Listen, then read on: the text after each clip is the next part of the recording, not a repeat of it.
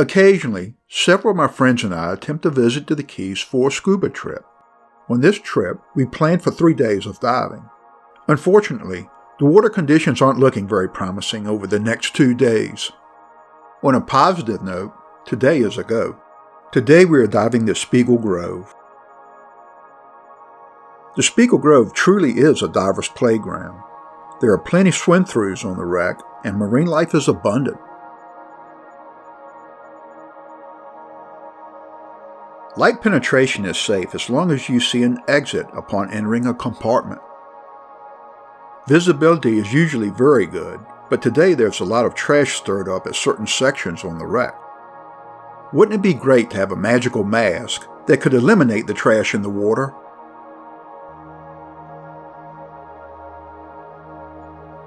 There is a wide variety of soft sponges and coral on this wreck.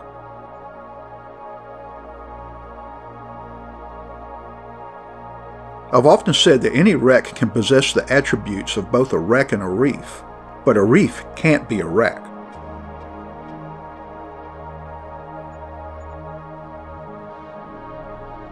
This is probably my 8th dive on the Spiegel Grove, and I still haven't traveled the length of the ship yet.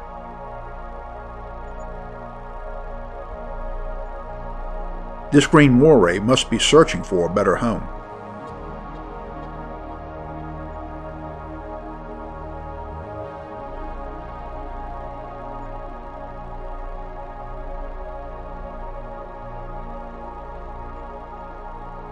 For protection, trumpetfish will go vertical to blend in with their surroundings. Gray angels never seem to be along by divers.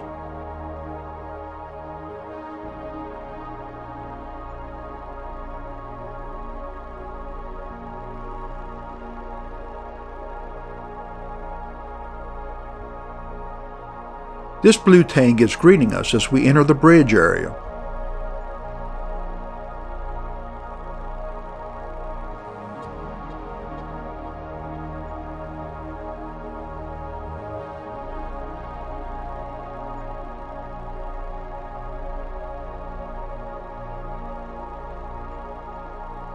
It's amazing how fast marine life takes over these wrecks.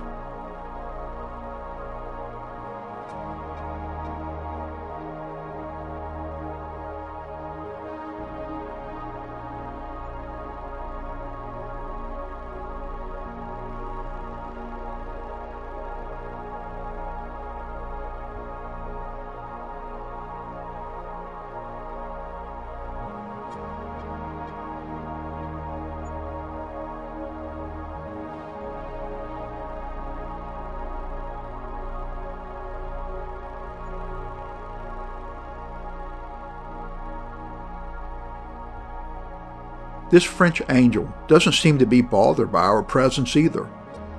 Behind the French angel, you can see the fins of a lionfish, an invasive species to the Caribbean.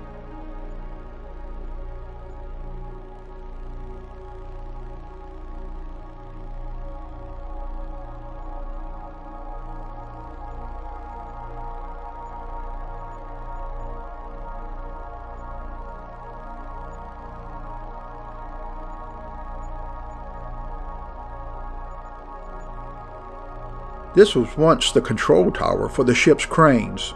It's now home to yellowtails, queen angels, and porkfish.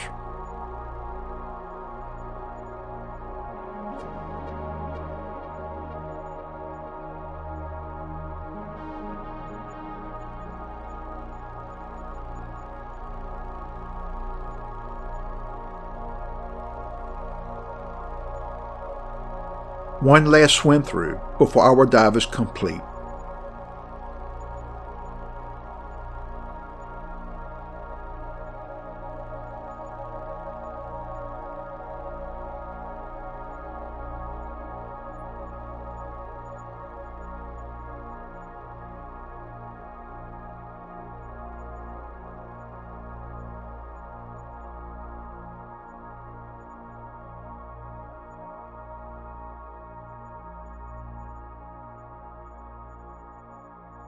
Our dive comes to an end, and we surface for a short ride back to the marina.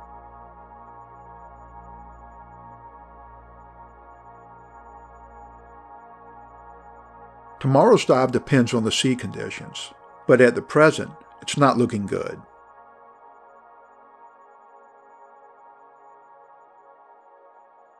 Tonight, I'm sure we will be discussing a backup plan in the event tomorrow's dive is canceled.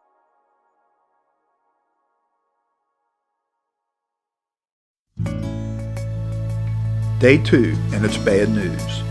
Due to the sea conditions, diving is canceled for the remainder of the weekend. So we decide to take a leisurely tour of the Keys. First stop, the History of Diving Museum in Alamorada. This museum is a required stop for any diver visiting the Keys.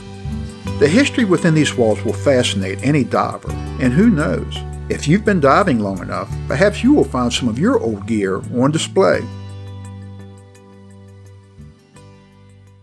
After leaving the museum, we continue our trek south and decide to stop to watch some of the paddleboarders sail across the water.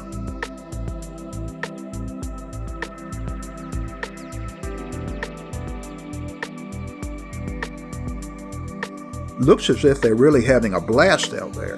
Where were sports like this 30 years ago?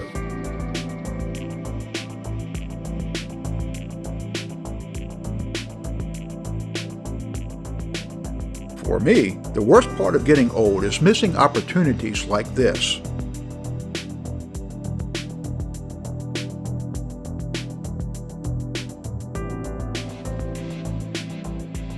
These guys are screaming across the water. I wonder if anyone has attempted a race to Key West from here.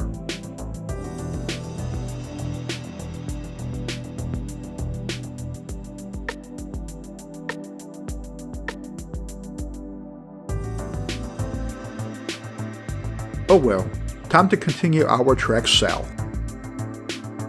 Next stop, the Bahia Honda State Park.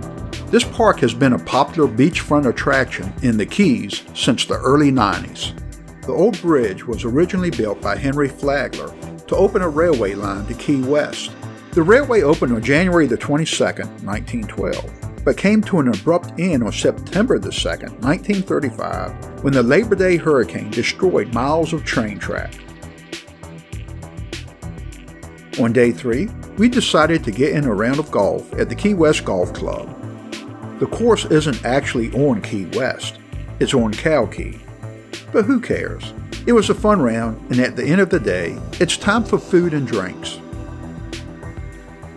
Perhaps the sea conditions will be a little more favorable on our next trip.